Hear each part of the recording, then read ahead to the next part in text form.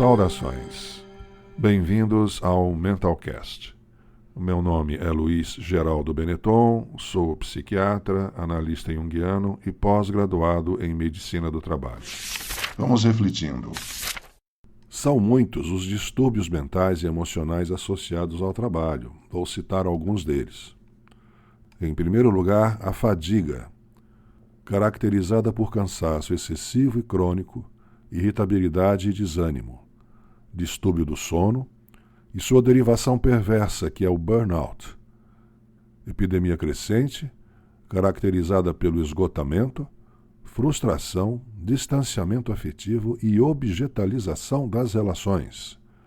Sinal grave de alerta para a sobrevivência. Cessa o pragmatismo útil e a funcionalidade do trabalhador. O burnout foi inicialmente conceituado somente para uma categoria de trabalhadores, mas hoje, pela imersão do fenômeno, já é caracterizada para qualquer trabalhador que apresenta os sintomas que acabei de citar, com uma história de excesso de desgaste físico e emocional, e agora já é passível de ser considerado acidente de trabalho. O empresário deve saber as consequências em diversos níveis dessa nova resolução. Segundo, síndrome do estresse pós-traumático, outra epidemia crescente associada à violência urbana e organizacional. A literatura aponta que até 50% das pessoas traumatizadas cronificam seus sintomas incapacitantes. A manutenção de um estado permanente de tensão abre chances para outras enfermidades. Essa é uma questão de saúde pública. Em terceiro, a síndrome paranoide, com o desenvolvimento de insegurança, persecutoriedade, que é a vivência de ameaça permanente, que chega a perturbar o relacionamento interpessoal e seu desempenho no trabalho. Muitos trabalhos despertam explicitamente esses sintomas, como a função de carcereiro e a função de guarda patrimonial. Mas climas muito tensos também geram esse mesmo sentimento, dada a insegurança ali inerente. Quarto, a ansiedade, medos, distraibilidade, pessimismo, sobressaltos, insônia e somatizações motoras, sensoriais, cardiovasculares, respiratórias, gastrointestinais, geniturinárias e autonômicas são os sintomas desta síndrome. Depressão, com suas variantes em intensidades e gravidades. Tristeza, desesperança, vivência de desamparo e inutilidade, acompanhada de culpa, ideias de ruína e até ideação suicida.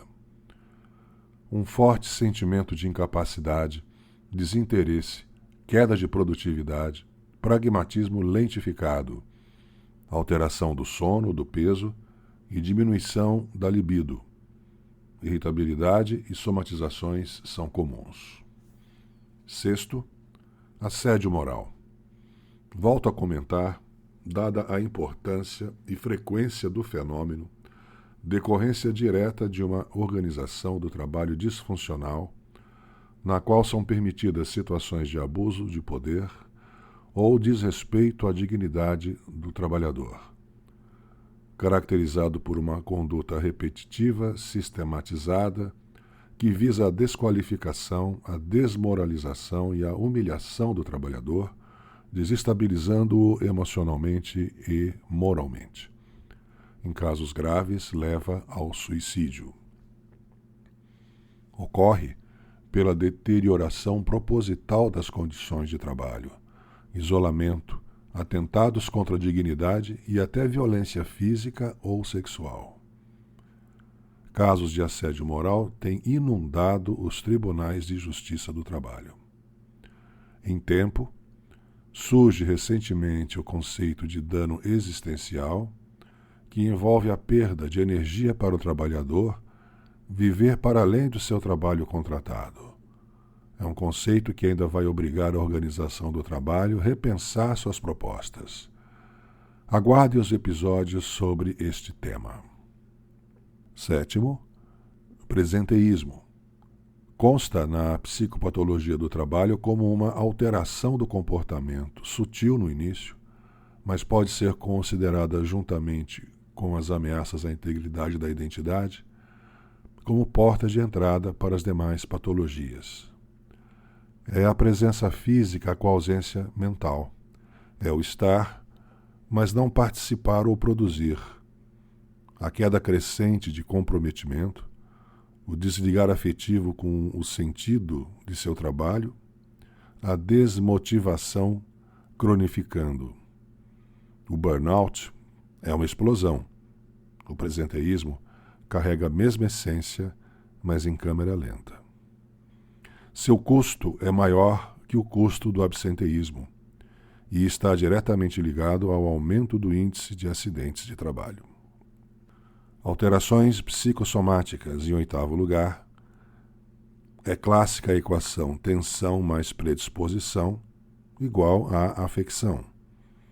Os distúrbios psicossomáticos são derivados de conflitos interiores que se expressam, desencadeados pelas tensões e instabilidades emocionais no ambiente de trabalho, decorrentes de humilhações e desvalorizações.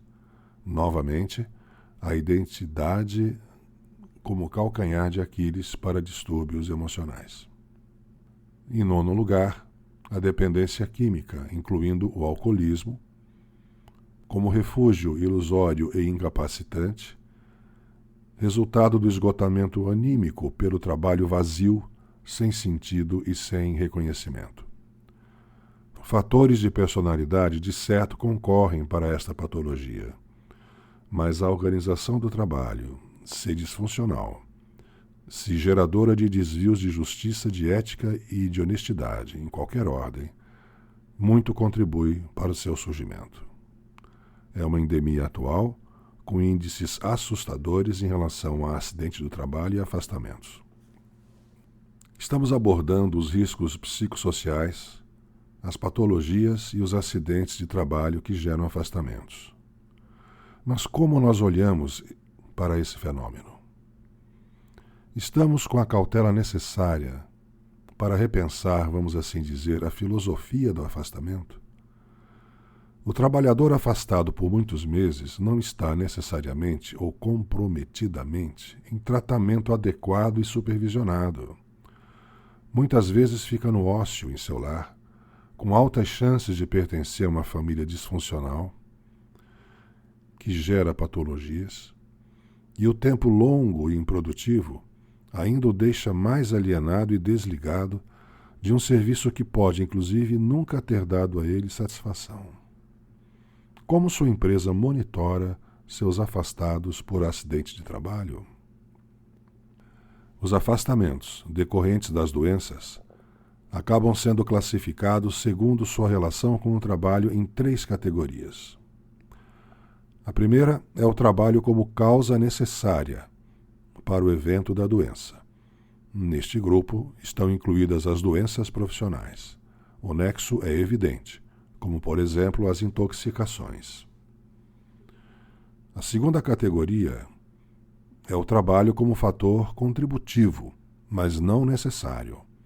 Nessa categoria podemos incluir o alcoolismo e os transtornos de sono e vigília.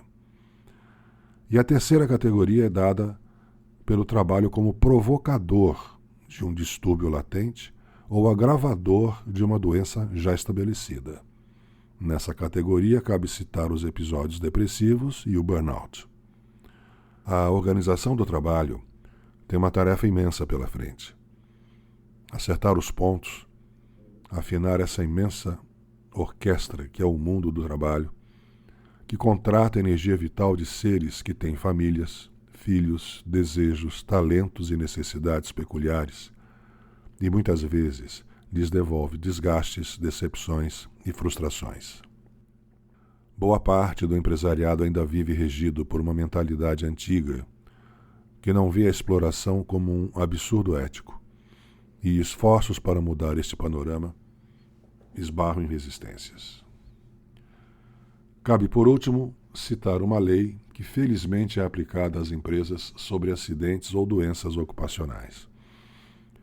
Empresas nas quais ocorrem mais acidentes de trabalho e doenças ocupacionais pagam mais imposto em relação àquelas empresas nas quais ocorrem menos acidentes de trabalho e doenças ocupacionais. É o fator acidentário de prevenção. Cobra das empresas um valor calculado para cobrir os custos da previdência com trabalhadores vítimas de acidentes de trabalho ou acometidos por doenças ocupacionais. O cálculo do fator acidentário de prevenção é feito pela interseção de 3 eixos a saber: primeiro, a frequência dos acidentes e afastamentos por doenças ocupacionais; segundo, a gravidade das ocorrências; e terceiro, pelo custo coberto pela Previdência Social. Como estamos vendo, foi preciso criar o imposto somente para equilibrar estas despesas. A origem da palavra trabalho é do latim tripalium, objeto feito chicote com 3 pontas de metal afiadas para ferir os escravos. Até quando vamos seguir esse significado? Você sabe o que é um cartoon? É um desenho humorístico que faz uma crítica pontual, em geral em um só quadrinho. Imagine um cartoon da seguinte maneira: 2 pessoas desenhadas de forma caricatural, a da esquerda apontando um revólver com fumacinha na ponta, ou seja, acabou de disparar, e a outra pessoa na sua frente, olhar neutro, com um buraco de bala no meio da testa. O segundo personagem, o que levou o tiro na testa, pergunta ao primeiro personagem: "O que você está tentando insinuar?" Traga essa imagem até o fim deste episódio. Ao longo da nossa história, da coleta à colheita, do sedentarismo ao nomadismo, o trabalho sempre esteve presente em sua devida dose necessária para a convivência social. Da era moderna para cá, porém, a nossa espécie entra ano sai ano, continua a fazer de seu meio de sobrevivência um meio de mortificação. Não me refiro ao cansaço e nem ao desprazer de partes de tarefas necessárias. Refiro-me ao adoecimento coercitivo que acompanha o trabalho. Até quando vamos insistir na pergunta: o que você está tentando insinuar? Pense nisso. E você, que trabalha com gestão de pessoas e recursos humanos, e está interessado em refletir sobre o universo de trabalho pelo qual é responsável e gostaria de entrar em contato comigo, seja bem-vindo. Envie sua mensagem pelo e-mail contato@mentalcast.com.br.